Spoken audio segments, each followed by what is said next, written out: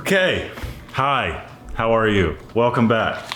This build video I think is gonna be rather quick. I'm building another fire pit of the same sort that you've seen us build before for a local charity. It's the family service of the Roanoke Valley, and every year I take part in a cool event called the VIP dinner, which sadly this year again it is virtual, which is obviously boo, I know, but you know, people, you gotta make the right decision, and I'm sure they have. So I'm still making this fire pit to donate to an auction for the fundraiser. So the fire pit will be bid on, and obviously all the money goes to the charity. So happy to do that, and I think I'm gonna customize it a bit. Maybe put the FSRV on the side of one of the panels or something cool. Maybe lift arc on two sides and FSRV on the other two sides. I'm gonna switch back over to this screen recording like that. And here we are in my least favorite software ever made, but I just, for the same reason that Walker uses Premiere Pro, I'm continuing to use InRoute. As I use Premiere Pro right now. Yeah. What is that right there? Yeah, it's, you know, you stick to what you know, and even if that is constant digital abuse.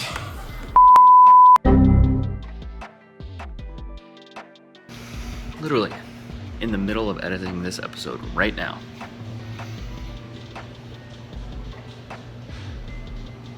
Sorry, an error occurred. This exact episode. This is why I hate Adobe.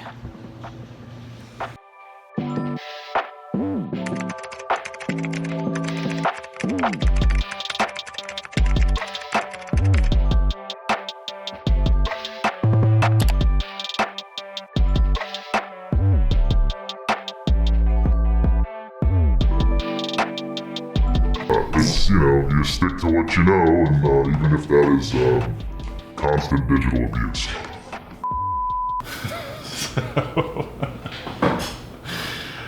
Here we are in InRoute, which just like Premiere looks like it was made in the 90s, and it's fine. I shit on it, but it's working. So in this sheet right now, I have 2 fire pits worth of parts. This is a downsized version of my 36-inch fire pit. These will be 30 inches from top to top. And I've got 2 of everything in here except this lonely guy over here. We've got 2 bases, which now have holes in them to allow water and some ash to come out. They have corner cutouts to allow more standing rainwater to evacuate.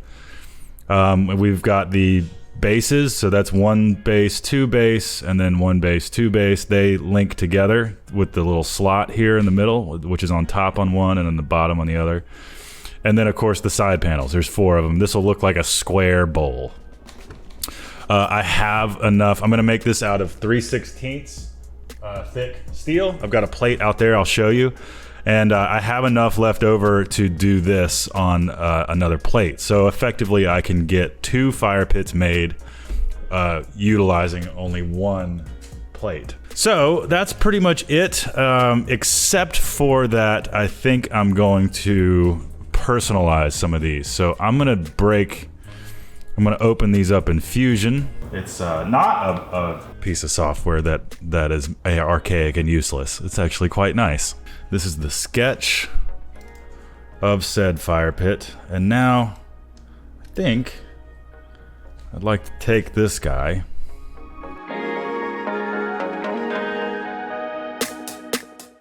So we want to put some text in here, and I'm thinking this one can be, maybe we'll do an FSRV, or Family Service, the Roanoke Valley, in this one.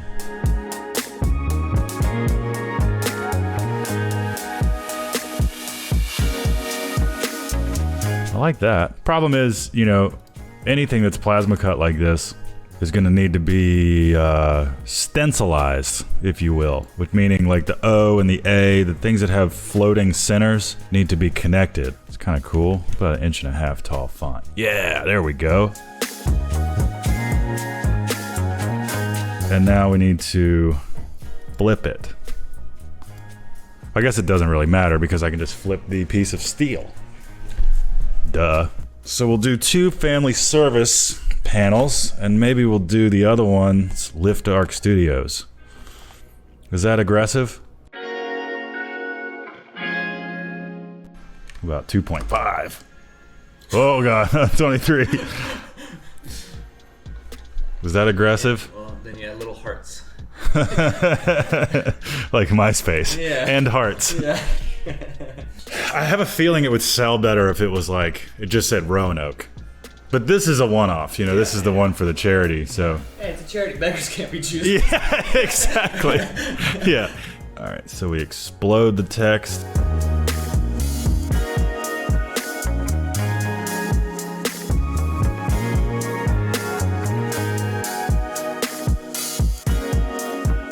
All right, so we got it.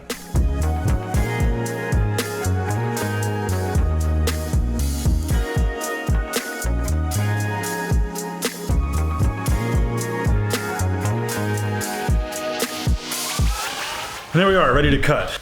I've got this file sent to the computer out there, and now it's time to load the sheet of 3/16 on there and do a bunch of cutting. So cue a neat time lapse. Calm down before you stress up the groove. The energy a little different when the blessings accrue. Hey, who you talking to? Just know I ain't no regular fool. Could be anything in the world, but I can never be you because I stand tall like I'm on my tiptoes, baby. You think a little too small. I got big goals, baby. Hey, where the money at? Look, I just need the info. Pronto, I go and get it. So, about to hit go. We're cutting 3/16 steel at 85 amps, which is hot, but I don't have any 65 amp tips, and I think 3/16 is on the high end for the 45 amp tips.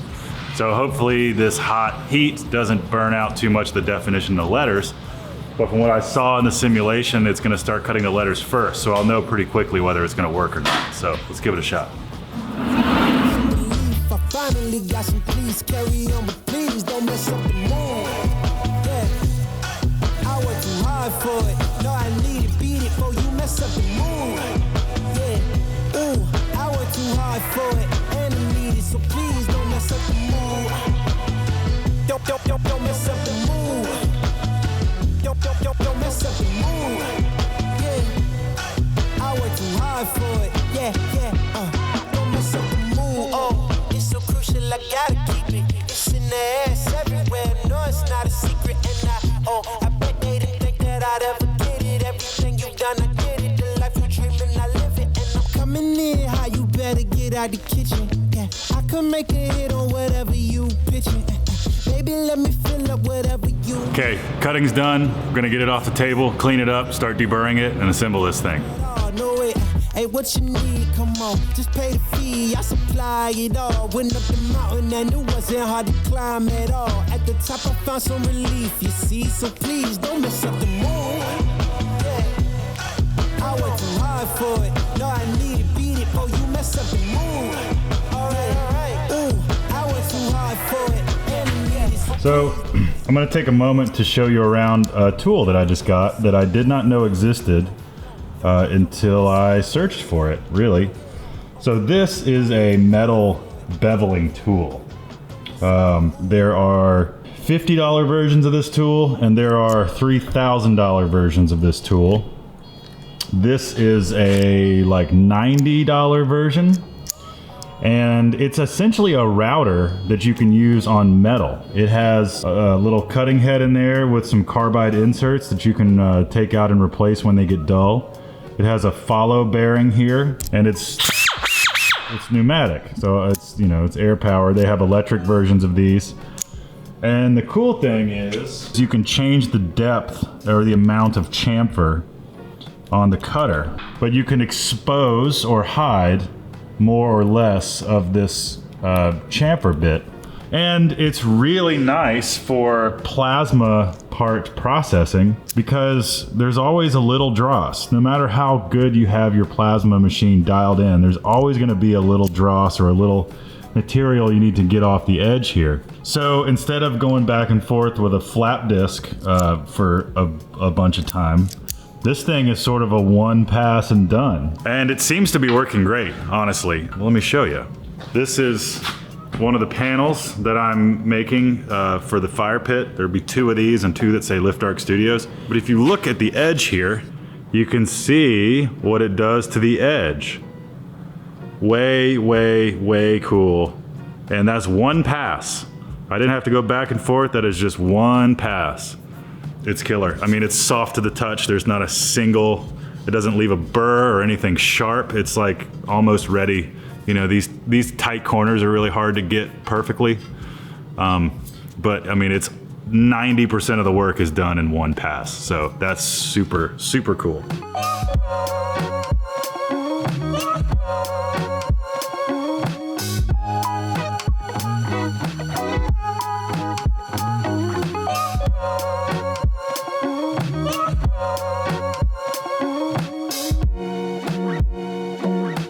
So definitely dig this thing, but I've started to notice some wear on the carbide cutters already. There's probably no way you can see those, but it's a given that the cutters that are installed in an $80 tool that normally cost $500 are gonna be cheap. But that being said, I was still able to chamfer all that plate for one fire pit. So we'll see if I put some nicer quality cutters in here, if it lasts a little longer, holds up a little better. Maybe it's part user error. Maybe I'm going too fast or too hard or trying to take too much meat off in one go. We will see, figure it out. So I'm gonna clean this table and get ready for assembly. We get to weld this thing together and enjoy the fruits of our labor. Well, my labor. You can take some credit.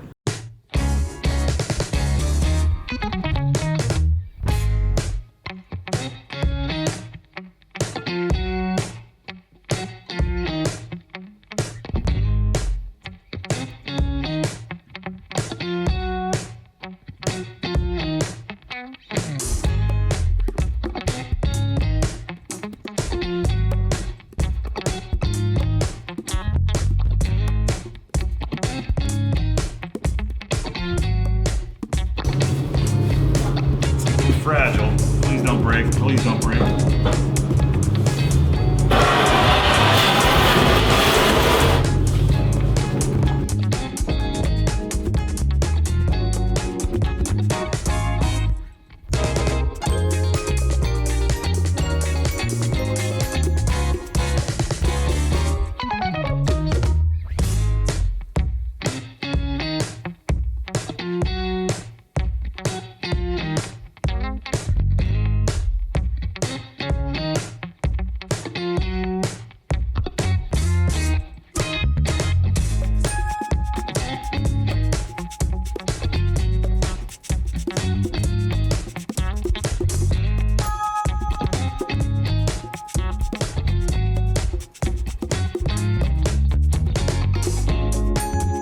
No. Oh, you missed the big reveal. I had it filming over there. I'm sorry, I just dropped it in. Here, we'll have Walker animate something. Well, you know what happened. I picked the heavy thing up and put it in this thing because it fit. Well, I'm gonna tack everything in place and go to town welding.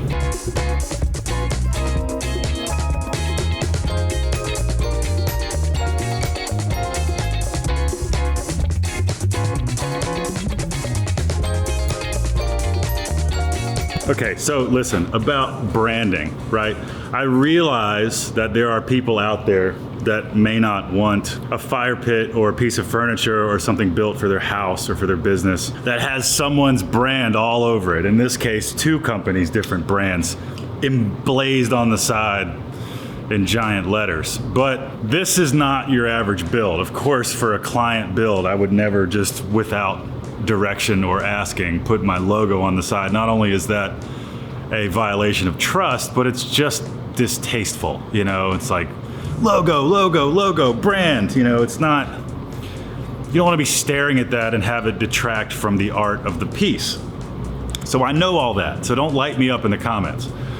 But in this case, I'm building this for charity and I'm donating it to the Family Service of the Roanoke Valley to be part of an auction and for a fundraiser that raises money so that they can help service the valley with mental health services. They treat kids and families and victims of domestic violence. Over 1,000 people per year get helped through this wonderful nonprofit. When you bid in an auction for a nonprofit fundraiser, it's obviously not really about the value of the thing. It's about donating money to the cause. So I'm having fun. I'm playing with the Shop Saber plasma cutter. I'm playing with my design software, and yeah. Anyway, little piece into my mind. Maybe I'm answering criticism that just doesn't exist, which would be great. You never know. TED Talk over. Let's weld this up and finish it. I might burn some wood in this thing real quick, maybe outside, so you can get some beauty shots. But there it is. Let's go. Enough talking. Big boss in charge of coming in like a bull. You see me raising the stock up, yeah. So baby, you gonna need some patience. I already won. Now I'm just making a statement, Damn, baby, why your mans keep hating? You asking about the cake, you here for the celebrations? And I ain't fishing, I ain't really into baiting. I know they all wish I take away. Well, I'm gonna start a small fire in it on the table because fires happen at a metal shop all the time. I'm gonna turn my vent fan on for the smoke, be a little bit, just to get the effect. I wanna see the fire, the flame through the letters on the side. So I'm gonna turn the lights down, get something ready to go, and bring you guys back and show you that. That'll be kind of fun. Here we go. It's gonna take some little pieces of plywood. I think it's time you start using your common. My oxyacetylene torch. Again, nothing crazy. This is a controlled burn. Don't try this at home unless you're an expert like me.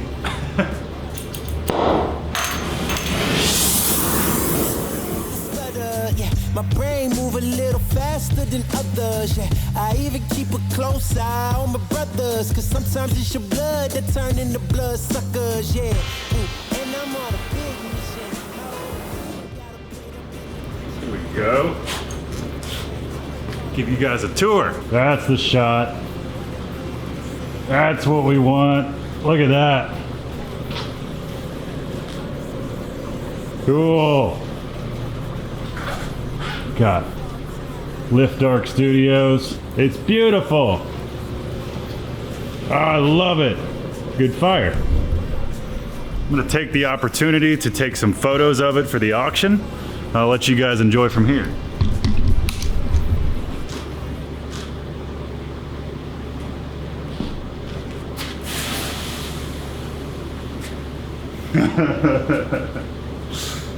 Oh boy, that was fun. As I said, don't try that at home. There's been a lot of heat on this table in the past, and I know what this building can handle. The ceilings are 15 feet tall, so we're not in trouble here. But I realized what I did was stupid. This is how you burn buildings down. I was a firefighter for 4 years, but that is not an excuse. Don't be dumb. On the flip side, it works great. Looks cool. The light coming through the words on the side is great. It's exactly what I was after. So, big success. Great success.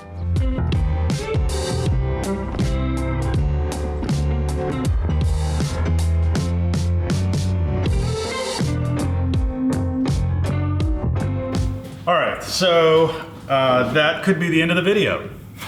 Well, why not? Love these pits. I've made a few of them now, and I suspect very soon they will be on our website. And I know I've made that threat before about a lot of things and it hasn't come true. But I have done all my due diligence on these. I've got them designed, I've got them quoted at different sizes. So this one is a 30 inch. I've also got a 24 inch if you want a little smaller one. And in the past I've built a 36 inch, which is big. That's the one I built for Riley right here. So, thanks to you guys for watching. By the time you watch this video, the auction for this will have already happened. Thank you so much for watching. If you haven't already, get subscribed, hit the like, do all that thing. Please the algorithm gods. And we'll see you on the next one. Thanks for watching.